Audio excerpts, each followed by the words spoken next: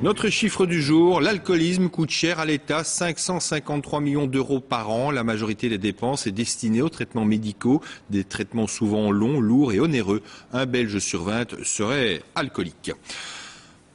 Et un médecin français prétend avoir trouvé la solution contre l'alcoolisme. Ce n'est pas l'abstinence, mais un médicament appelé baclofène. Normalement, il sert aux malades de la sclérose en plaques. Effet étonnant pour les alcooliques, le médicament agirait sur le cerveau et couperait l'envie d'alcool. C'est le dossier de ce 19h30. Il est préparé par Aurélie Lidier.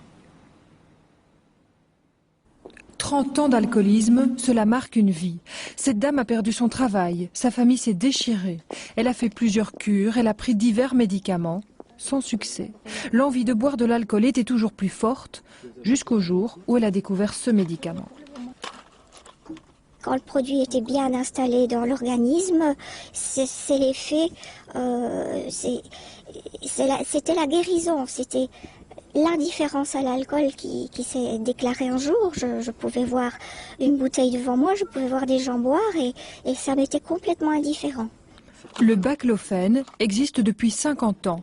Il n'a pas été créé pour soigner l'alcoolisme, mais la sclérose en plaques.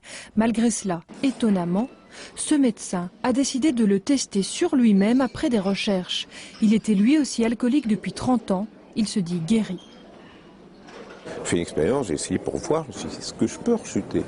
Et en fait, il faudrait me mettre une balle sur la tempe pour pouvoir me faire boire une bouteille de whisky, et le lendemain, avec le baclofène, qui est plus fort que l'alcool, je n'aurais plus aucune envie de boire. Mais il faut prendre le médicament à haute dose pour que cela fonctionne.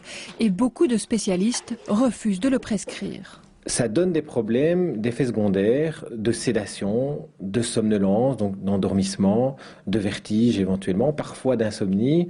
Ça n'est pas nécessairement toléré chez les gens qui ont des insuffisances rénales, leurs reins ne fonctionnent plus ou leur foie ne fonctionne pas bien. Chez ces gens-là, on doit être particulièrement attentif à suivre ce médicament. Dans une maladie qui est la plus mortelle et la plus dévastatrice qui soit, l'Agence française du médicament dit non, je demande, moi, des essais cliniques depuis 2004. On est en 2012. À qui la charge de la tâche et de la preuve revient à eux. Ils auraient dû les faire depuis longtemps. Comme par hasard, ils ne les font pas. Pourquoi ? Il dénonce l'immobilisme de l'Agence des médicaments.